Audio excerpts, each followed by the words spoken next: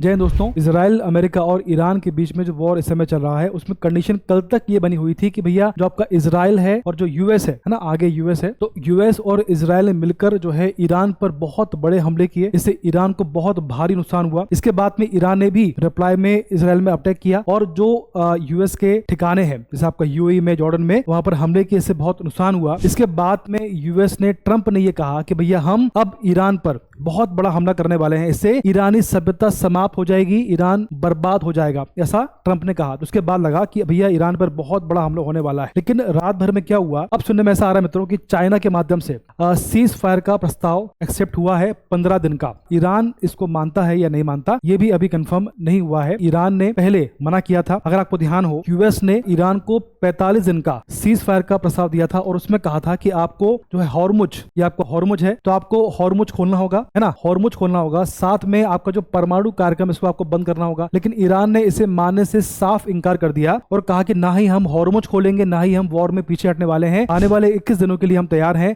हमने कमर कसी हुई है, हम पीछे हटने वाले नहीं है। और इस प्रस्ताव की समय सीमा मेरे ख्याल से आज कल में समाप्त होने वाली थी और उसी बीच में ये 15 दिन का सीज फायर हुआ है, जो कि अच्छी बात है। वॉर किसी के लिए भी अच्छा नहीं है। अब इसके बाद में आपके मन में सवाल आना चाहिए कि भाई ईरान के पास में ऐसा क्या है जो इतनी बड़ी बड़ी बातें कर पाता है। देखिए, ईरान के पास में सबसे बड़ा पावर है हॉर्मुज स्ट्रेट। पूरे वर्ल्ड का 20% जो ऑयल ट्रेड है इसी मार्ग से होकर गुजरता है, इसलिए काफी इसका महत्व है और इंडिया जैसे जो बड़े बड़े देश हैं इस पर निर्भर करते हैं। इसके बाद में ईरान ने यह भी कहा है कि अगर यूएस ने हम पर हमला किया या किसी प्रकार का प्रेशर बनाने का प्रयास किया तो हम हॉर्मुज तो बंद करेंगे, इस साथ में जो आपका बाब अल मंदेब है, यहाँ पर लाल सागर है, तो इसको भी हम ब्लॉक कर देंगे। यानी पूरे वर्ल्ड का सप्लाई चेन ब्लॉक करने की बात यहां पर हो रही है और इससे क्या असर पड़ेगा आप सभी इससे वाकिफ हैं। दोस्तों, अब ये सिर्फ मिडिल ईस्ट का मुद्दा नहीं बचा बल्कि पूरे वर्ल्ड की इकोनॉमी का मुद्दा बन चुका है। अब इसके बाद में अगर ईरान पीछे हटता भी है तो 3 ऐसी शर्तें हैं जो कोई नहीं मानने वाला।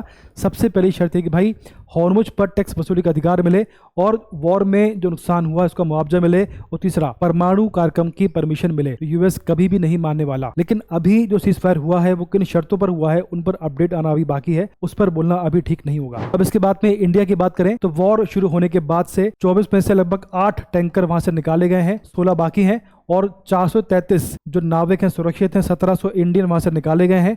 सरकार का पूरा प्रयास है कि भाई जो आपके नाविक फंसे हुए हैं, टैंकर फंसे हुए हैं, उनको जल्दी वहां से निकाला जाए और इंडिया में जो सप्लाई चेन है उसको मेंटेन किया जाए। ठीक है, तो भारत में पूरा प्रयास है कि भाई किसी प्रकार की समस्या ना आए। पूरे वर्ल्ड में इस समय क्या चल रहा है और उससे भारत पर इसका असर बहुत कम है, फिर भी असर पड़ा है, जल्द ही इसका समाधान निकलेगा। अगर सीज फायर सफल होता है तो बहुत अच्छी बात है, पूरे वर्ल्ड पर इसका नेगेटिव असर पड़ा है। आपका इस विषय में क्या विचार है, प्लीज कमेंट में अपने विचार साझा करिए। धन्यवाद।